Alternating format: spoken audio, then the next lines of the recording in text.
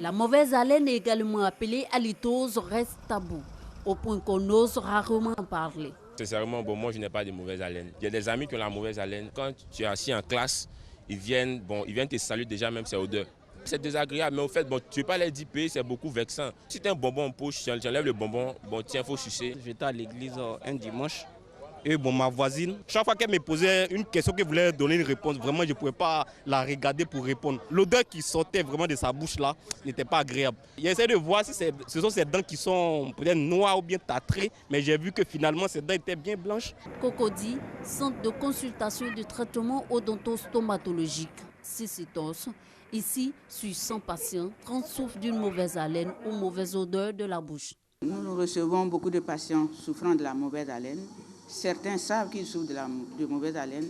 Par contre, certains peuvent souffrir de mauvaise haleine et ne pas le savoir. Et c'est quand le chirurgien dentiste le reçoit qu'il va le sensibiliser sur l'état de sa bouche et lui expliquer tout ce qu'il faut faire. La mauvaise haleine peut révéler une maladie selon les spécialistes. Elle est très souvent pénible pour la personne qui en souffre ainsi que pour son entourage. La bouche comporte des dents. Ces dents peuvent être source de mauvaise haleine s'il y a une mauvaise hygiène ou s'il y a des dents qui sont abîmées, qui retiennent des débris.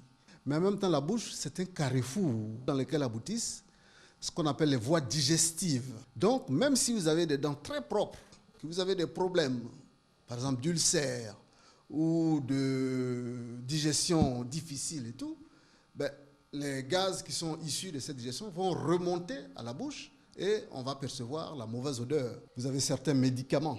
Vous avez par exemple l'alcool. Il y a beaucoup de causes qu'il faut savoir rechercher pour pouvoir avoir le bon traitement. Pour éviter la mauvaise haleine, Agathe, comme bien d'autres patients, consulte les dentistes. Je viens chez le dentiste pour l'entretien de mes dents, pour avoir une bonne haleine, pour ne pas que on me dise que j'ai pas une bonne haleine. Depuis tout le temps, personne n'a envie quand même d'avoir une mauvaise haleine. Hein. Oui, ça c'est sûr.